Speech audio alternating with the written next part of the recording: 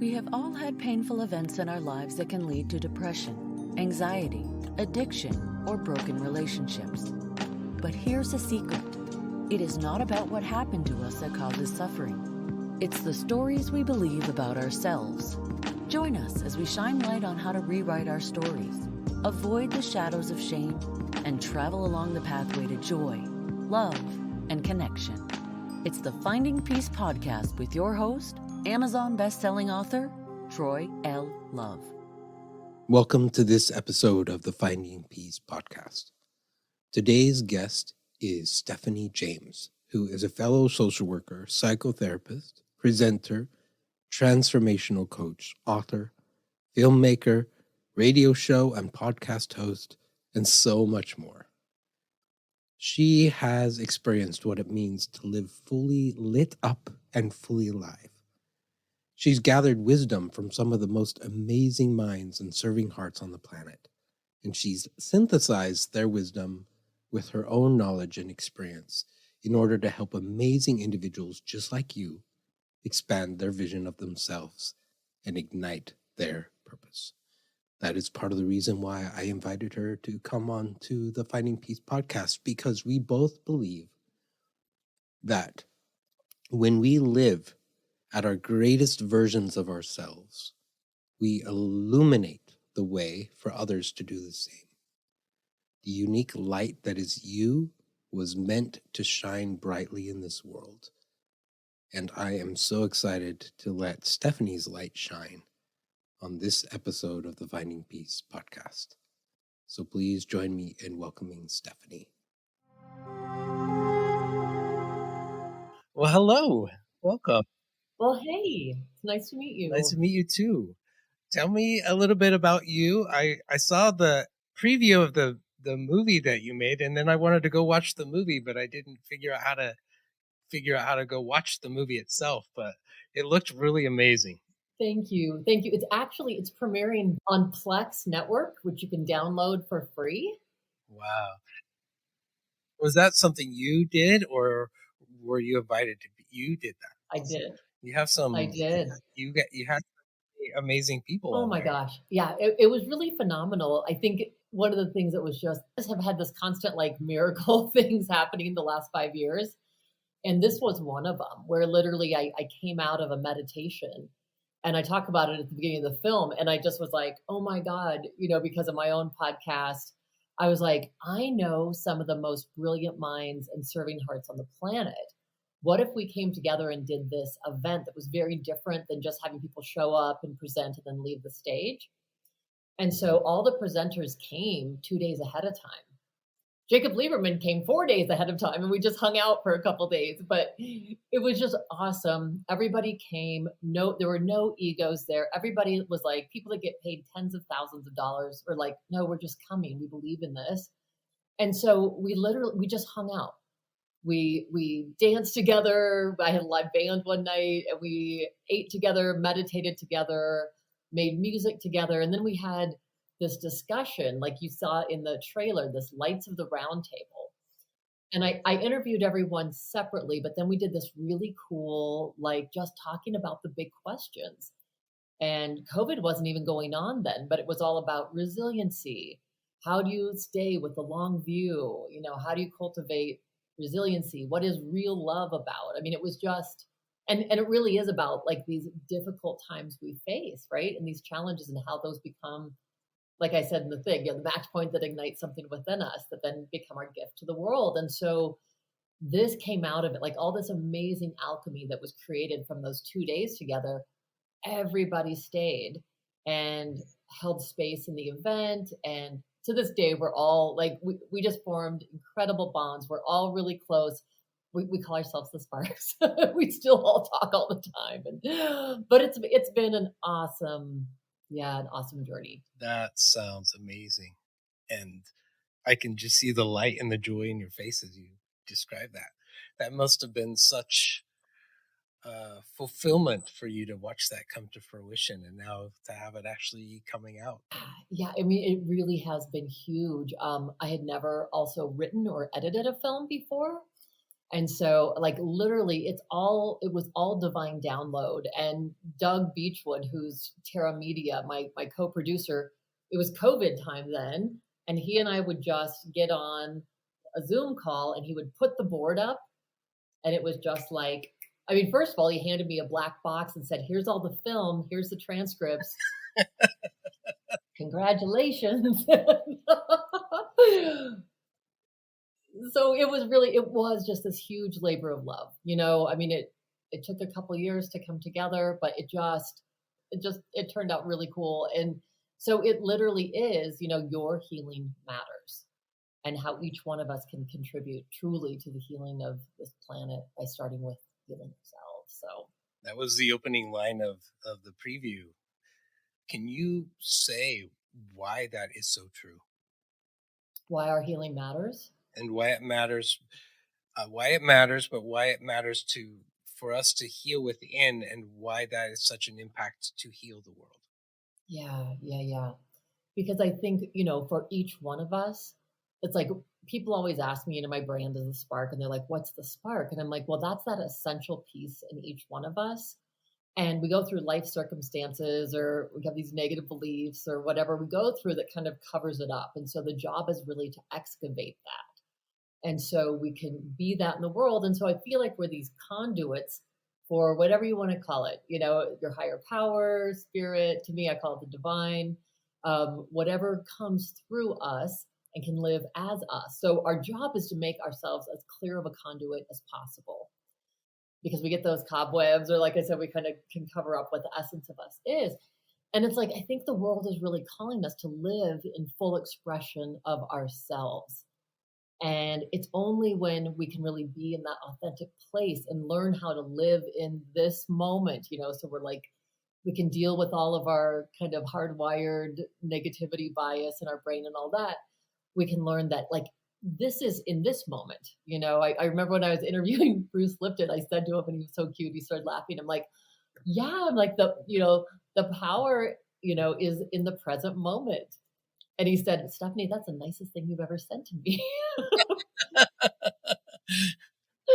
But it was true, because I think when we get there, we realize we can only truly help each other as much as we have been healed. And I can really speak to that as a therapist. I feel like, I mean, this is so long ago, but I remember when I used to work at the mental health center. This is like, I'm 26 years old. And my supervisor had asked me to come in and do co-therapy with a client of hers that had been sexually abused by her father. And the deal was, she couldn't do the work alone because she hadn't done her healing work with her own sexual abuse from her father. And so, I guess that was like one of those things that always stuck with me. It's like, we've got to continue to do our work. And so whatever way that is, some people take shamanic journeys, some people go to therapy, some people connect with nature, they meditate, all those things, right? Yeah, so many different paths available to do our work. It's just Absolutely. fun, right? Yeah. It doesn't have to be someone else's formula. I think that's a piece too. It's like, COVID taught us, like, we are learning to go within, right? And so as we go within, we start saying, okay, if I can listen to that still voice inside of me, or my higher self, I will get direction, I call our inner GPS. We get our inner GPS that says, like, yeah, this is what I need to heal. And so then what's cool is you can start, cultivating this relationship with yourself, where it's like, okay, as I get triggered about something, or as I notice something, I don't beat, the crud out of myself. It's like, oh, my partner, he always says to me, if I notice a trigger, he's like, "What a blessing." And I used to just like joke around and go like, "Oh," but the truth is, what I really was able to wrap my mind and heart around is, it is a blessing, because then it becomes like, oh, this is the awareness of the next layer, right? That needs to be healed. And so that's been so powerful. I love that. So you're a fellow social worker. How did you fall into the world of wanting to become a social worker, a healer? How did you fall into this world in the first place? Yeah. Great question. And so I have to tell you, like, I never thought, when I went into social work, it was literally the quickest means I could think of. I knew I was going to get a master's because I wanted to go into private practice. That was always my goal, to be a licensed clinical social worker and psychotherapist. So, um, and I did. I mean, I just actually, my first year of college was I went to art school in LA. Like, I had to do like the rebel thing, go away, do all that. And then when I came back, um, I was there a year. And then when I came back, I was speaking with one of my really good friends who was a professor at CSU in the psychology department. He's like, Stepanie, you're a natural, and I know the advisor in the social work department, go chat with her. And literally the rest was history. So, yeah. So, even though, gosh, my walk has taken me, right away into like baptism by fire out of undergrad. I worked in an adolescent psychiatric unit in Aurora, Colorado, very, very hardcore customers. I worked with developmentally disabled out of grad school. I ran the cognitive behavioral therapy program up at Southeast Mental Health, now Peak Wellness, in Cheyenne for 3 years, and then 10 years in the school district. So I kind of got to like deal with all of these different walks of life until the last almost now going on 16 years. I've been in private practice. What gave you the courage? That was what you wanted in the first place. What gave you the courage to step into the world of private practice? Well, that is a great question. So interestingly, it as it often does, it came out of a tragedy, and I had someone really, really close to me um, have 3 suicide attempts, and over the course of a year and a half. And it was on that last time, and thank God survived every time. And I it impacted me so much that last time there was this moment where I was actually on recess duty, and it just hit me so hard that I was almost like brought to my knees. And I was like, wow, I want to start truly living what my dream is, because I know, these awful circumstances can happen. And so I was like, I don't want to just keep waiting. So I literally, out of that time, I took a couple weeks off from school, kind of regrounded myself. And then when the new semester came in January, I started part-time private practice and part-time at the school. So that was the catalyst for moving me into like this next phase of really living my dream. What have you learned about yourself in that journey? What are some of your biggest lessons that you've learned about yourself, and the things that you've learned that you've been able to help teach others? Yeah. I think one of my biggest lessons, and I'm sure you as well, Troy, we learn so much from our clients every day, um, and also life. I think life has really continued, or the universe continues to come back and say, this is a game, if you will, but this is a game about surrender. And so it's surrendering to the present moment. It's surrendering to what is. And I love Michael Singer, the guy who wrote, The Untethered Soul. He also wrote this beautiful book on surrender and these exercises on surrender. And he says, suffering is when we want the present moment to be anything other than what it is. And I was like, oh my gosh, that is it. That is it. And again, kind of out of this hardship, and this was really something in the last 5 years that have just moved me into truly living the greatest part of my life. And that was not this particular thing. I mean, this again was the catalyst. My daughter had a 10-year struggle with drugs and alcohol. And there was this one night where I had just taken her into treatment. Thank God, the last time. She's been clean and sober for 5 years. Woohoo! And just thriving unbelievably. And at the time we were at, crisis time. And so she went for 90 days to treatment. And I had her 2 little boys at the time, 3 and 4 years old. And I talk about this in the movie When Sparks Ignite. So you'll see this, because this was like this ultimate moment for me though, where I'm working full time in my private practice. I'm taking care of these little boys by myself. My husband at the time was gone at a conference, and I was really to the end of my being. These little boys had just come out of a crazy situation. They were absolutely just undone. So I'm laying there with my last bit of energy, rubbing their backs. I literally have my head on the nightstand, just rubbing each of their backs in those little twin beds. And I got in my room, and I just, I am not an angry person, but I was furious. I felt mad at God. I felt mad at my daughter. I felt mad at these circumstances. I had gone from like leading this jet set life with my husband at the time, and all of a sudden, having two grandsons and dealing with having no weekends because I'm taking them down to the treatment center to see their mom. And, and that, I know that can sound really selfish, but it was my whole life turned upside down. Unexpectedly, Very unexpectedly. And so, but at that moment, it was so interesting. I mean, it was one of a few times again where I hit my knees and I was just like, I can't do this. I can't do it anymore. I can't fix anything. I can't make anyone heal. I can't control the situation. And it was so interesting. I mean, I just kept hearing this, just surrender, surrender, surrender. And literally, as I started to really do that and not just intellectualize it, but really embody that through my being, I woke up. First of all, I slept the best I had in months.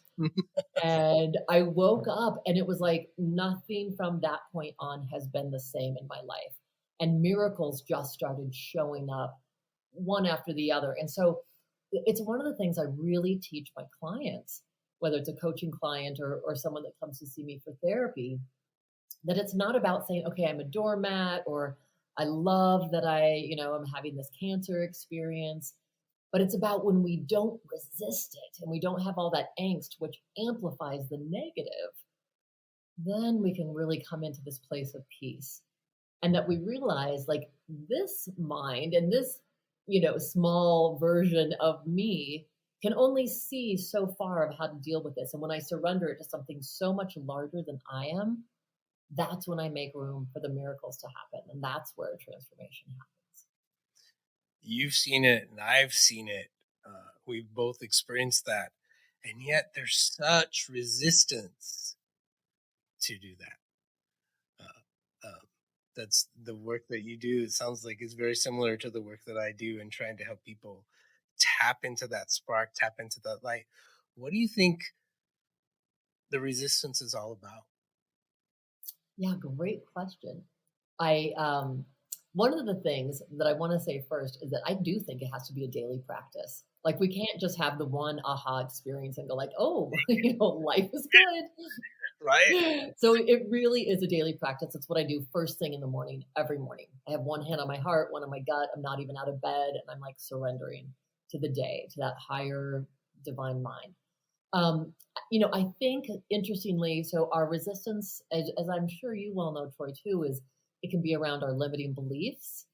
And sometimes we feel like we don't even deserve happiness, or we don't deserve to feel so relaxed, or, we can get really addicted also to these external programs for happiness. And so we're constantly reaching or grasping for something outside of us that we think is going to make us feel better. And in the end, it's an inside job. Some people don't believe that.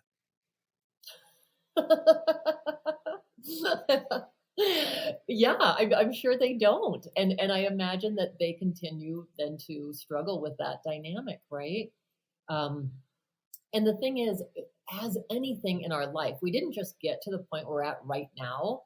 Most of us, we didn't just go snap our fingers and we're in struggle, or snap our fingers and we're phenomenal, right? So whether it's a belief or whether it's a behavior, it took time to cultivate that. It was, through repetition that we learned everything. Like we learned to tie our shoes, what we do now automatically.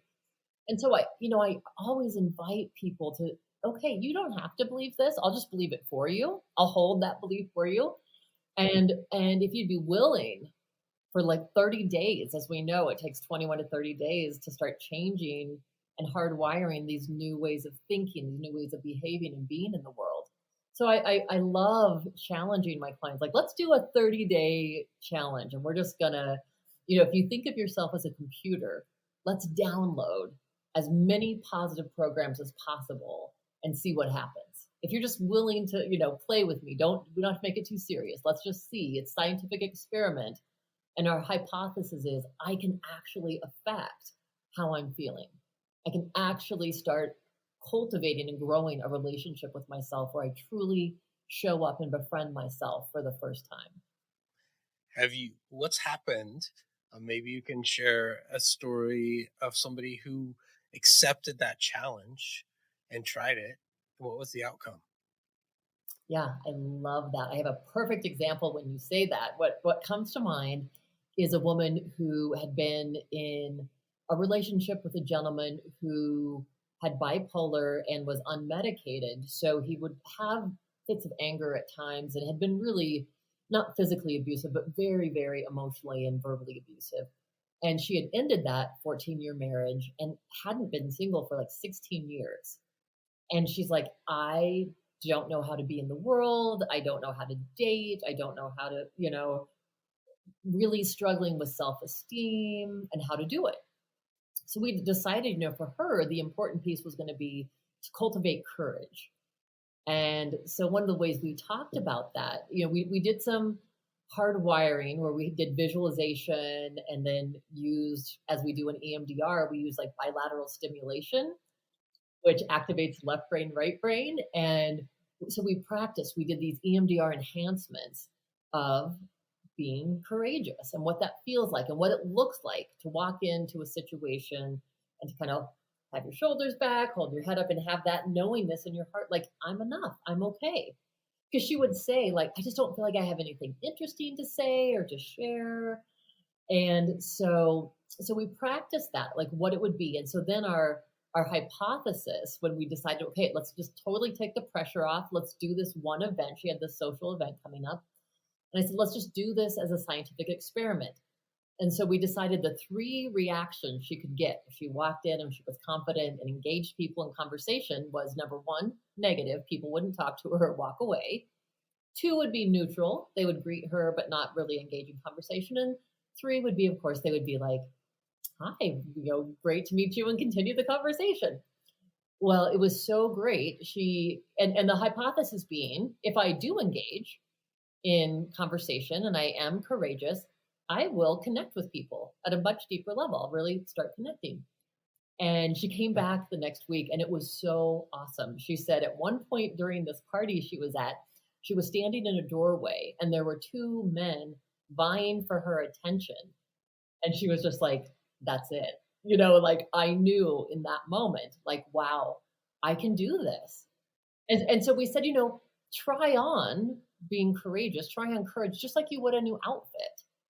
You're practicing. And we had practiced it over and over again in her mind. So it felt real to her. And so she was truly able to put it on and then have success at that party. That's beautiful. Beautiful example.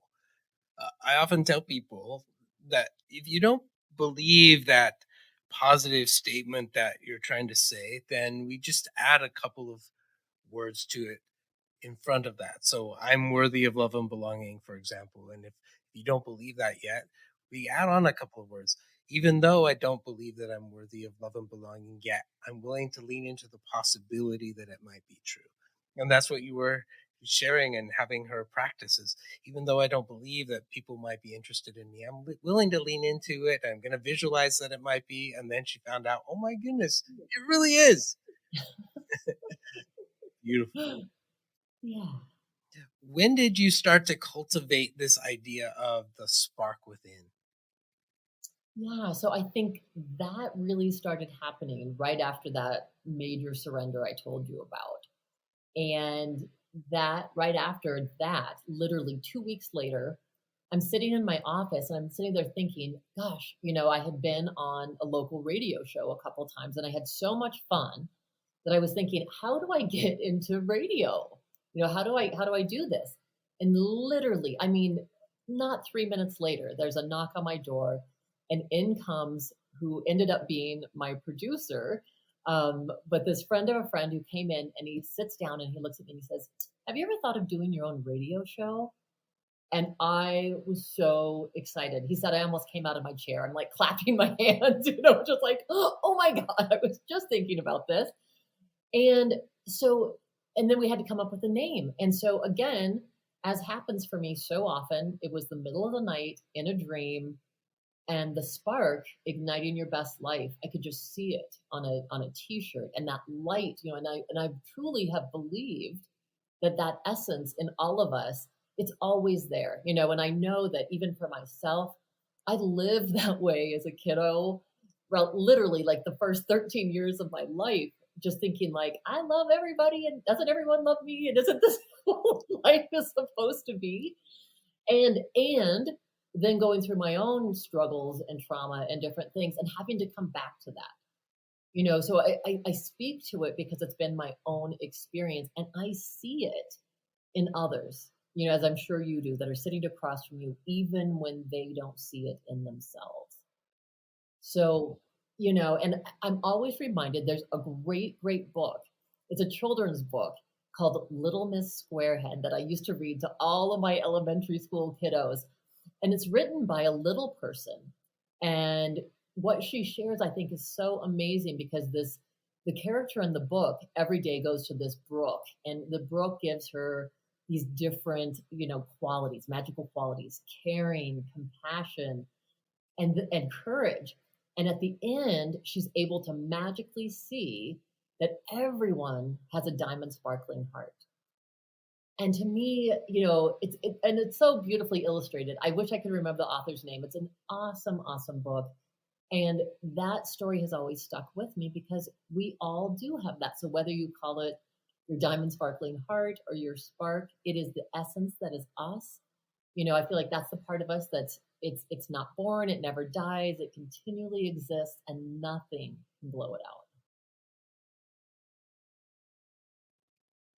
People struggle to believe that too. People struggle to believe me when when I tell them about their light inside. And I repeat this oftentimes. I say, "What is it going to take for you to believe me when I tell you there is a light that is so bright inside of you?" And they look at me like I have three eyes or something. But you can see it, and I can see it. And what we're hoping is to help them see it. What is one of the ways that you help people see it? One of the ways that I help people see it is to do a body mindfulness in the moment, where I love this exercise so much, where I have them come into their heart space. And they might start by just taking some nice deep breaths, but coming into their heart space, and first of all, having them really visualize a time when they had someone be just really loving to them. And it could be an animal, it could be a teacher, it doesn't have to be a family member, but just that feeling of like, wow, someone sees me, and I'm feeling cared about, and loved. And so really soaking that in and noticing all of the different senses that come with that. And the second piece of that is then imagining what that felt like to give to someone, where you gave out that unconditional love, and really experiencing that. Like, what did the person's face look like? What was it like to give it? What was it like to watch that person receive it, or the animal receive it? And then I have them send out that same radiance of love, and it's like they're catching it in their own hand, and it circles back, right back into their very heart. And so starting there and focusing on it first, just sending love to the parts of ourselves that we feel are lovable. So this might be, I've got a great sense of humor, or I'm really good with animals, or, I enjoy nature, whatever the parts are, maybe I love my blue eyes, or, who knows what it is that you can extend love to. And then the last part of that is I invite them to bring in whatever that source is for them. whatever that higher power. I mean, again, it could be nature, it could be, the divine source, God, whatever people feel that that is for them, and bring in that quality of unconditional love. And through that, I have them bring it right up through their skull into their heart. And from there, extending that love. So it's holding those parts that don't yet feel lovable. And very close to what you said, Troy, I really was resonating with that. I invite them to say, I am willing to grow in love with the parts of myself I don't yet feel in love with.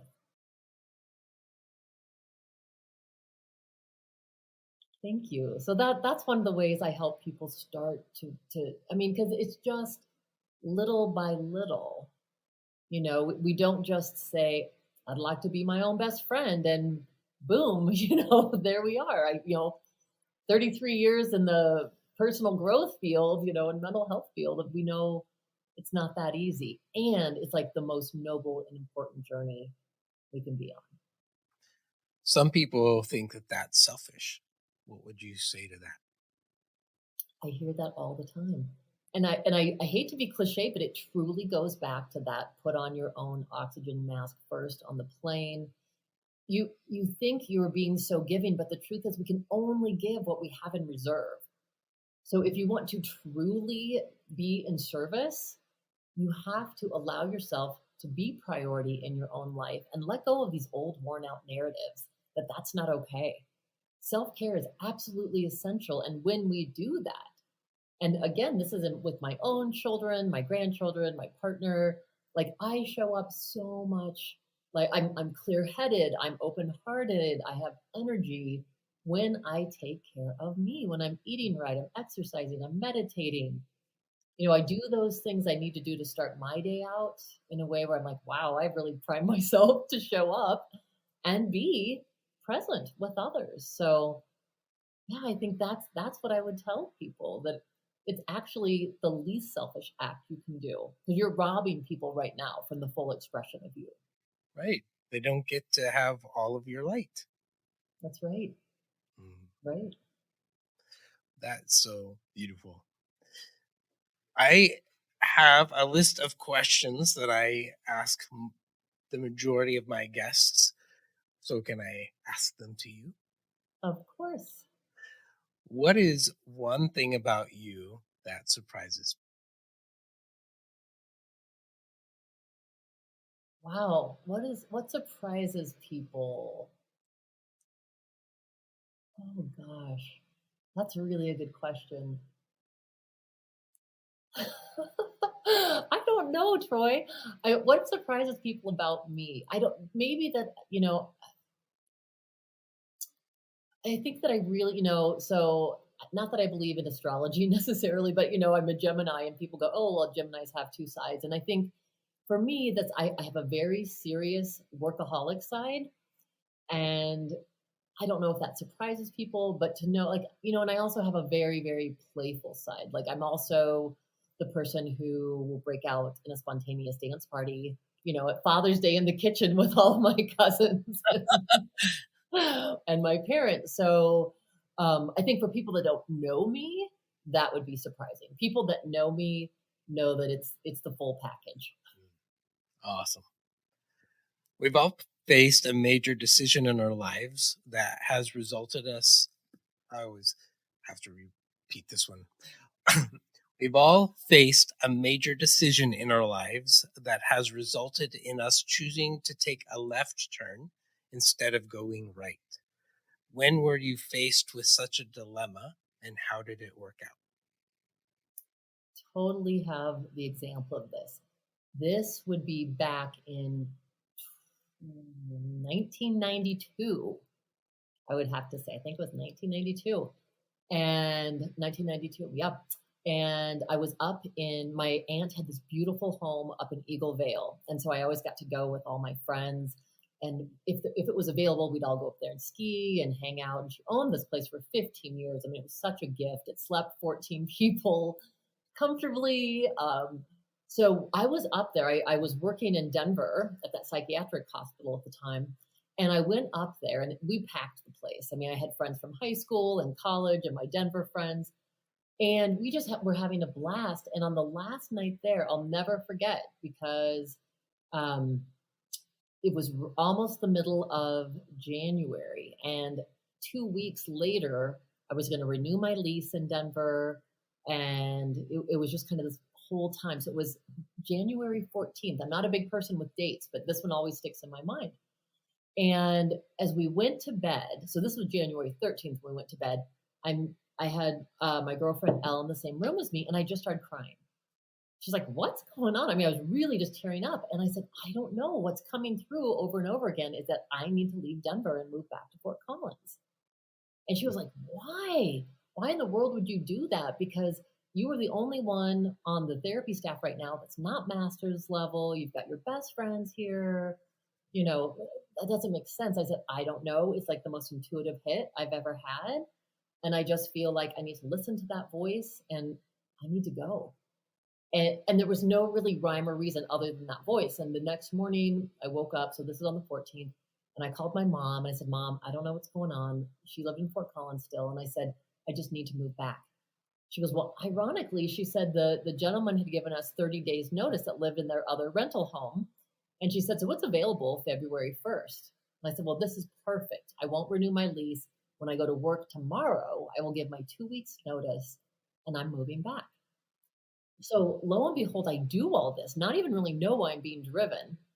And I get back there, and like 3 weeks after moving to Fort Collins to the day, the adolescent unit that I worked on was closed.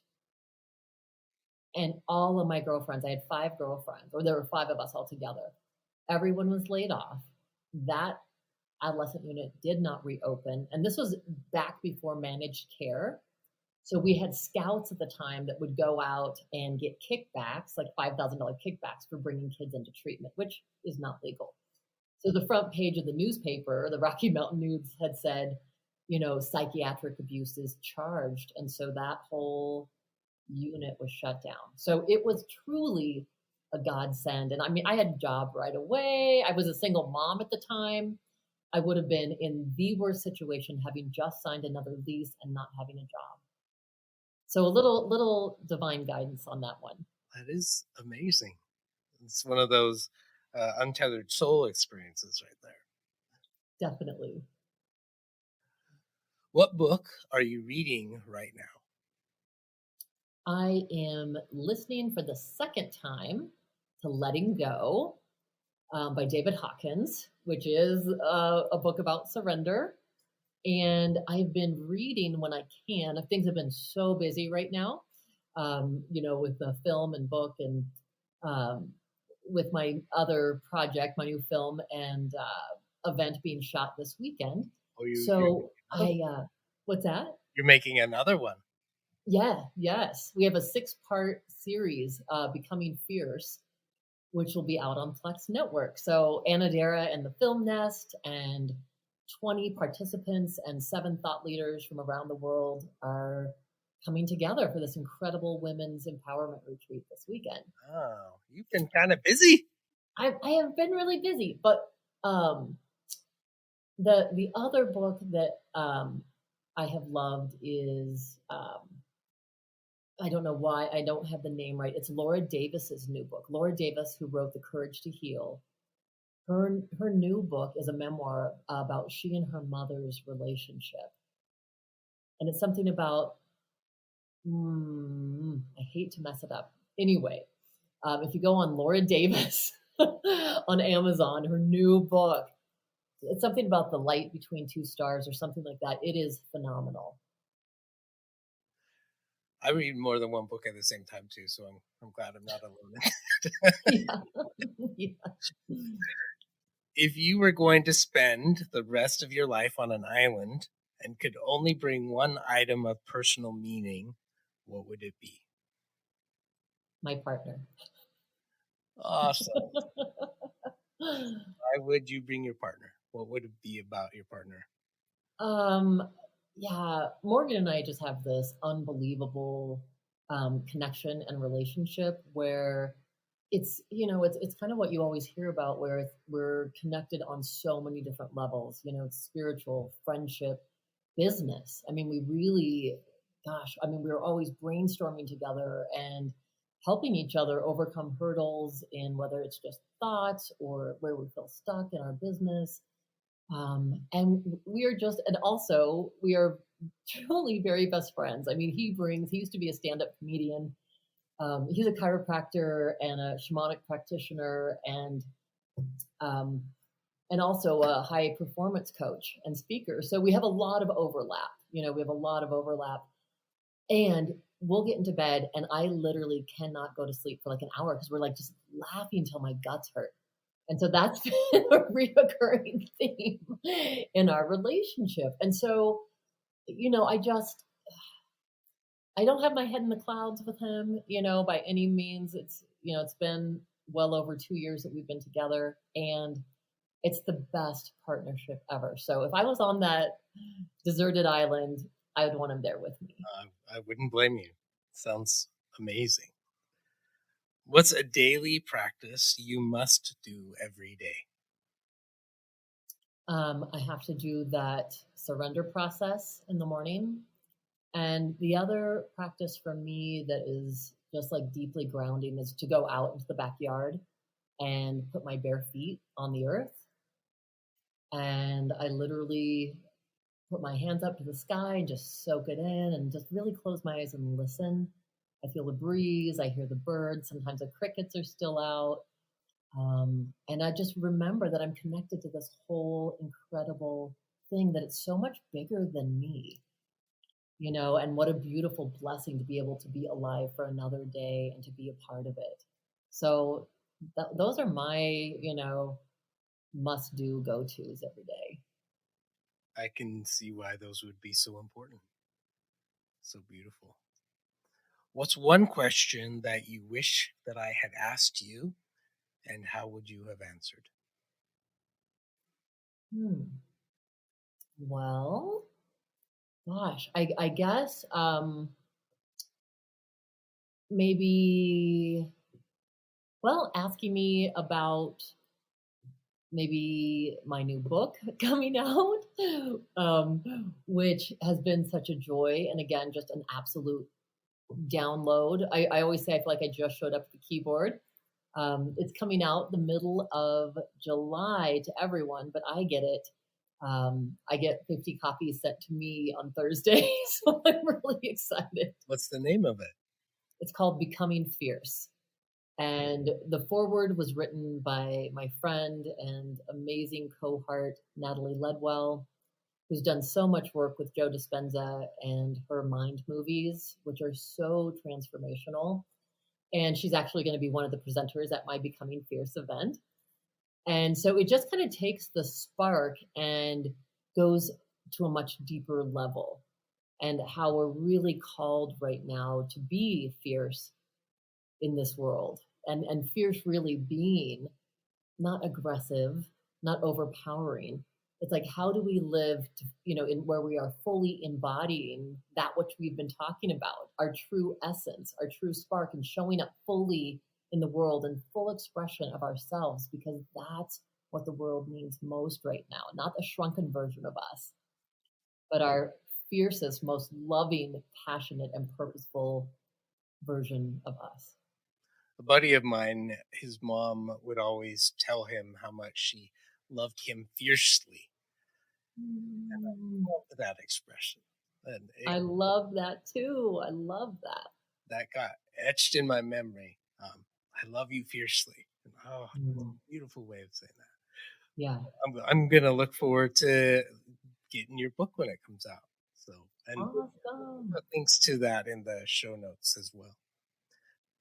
What does finding peace mean to you? The first word that came to me, Troy, was balance. And really finding balance. As I said, I can tend to be a little bit of a workaholic, and so can my partner. So we can really sometimes give ourselves permission to just keep working when what we need to do is go take a walk around the lake, or we need to go just drop into meditation, or just go play. We've had really fun dates lately where we literally are like, let's go bowling and play arcade games and just be kids, and so that is so fun. I think that's the balance that we're both striving for. And for me personally, I think that is, to me, that's peace. It's being in the present moment of those things and continuing to find that balance so that I can continue to show up truly as that, replenished best version of myself for others. Beautifully said. Stepanie, where can people find you? They can go to my website, which is stephaniejames.world. And on there, I have all the events. There's a trailer for the film. There's all kinds of links to my events and books. And I'd love to have you contact me. I love to be in service to anyone who feels that calling. Thank you so much for being with me today. Thank you so much for your light, your spark that is not really a spark. It's more like a ginormous flame, bonfire over there. But thank you so much for letting me see it and hanging out with me for a little while today. I really appreciate it. Oh, Troy, thank you. I just reflect that back to you. What a joy you are, and what an amazing light. Thank you so much for having me on the show, and love spending this time with you.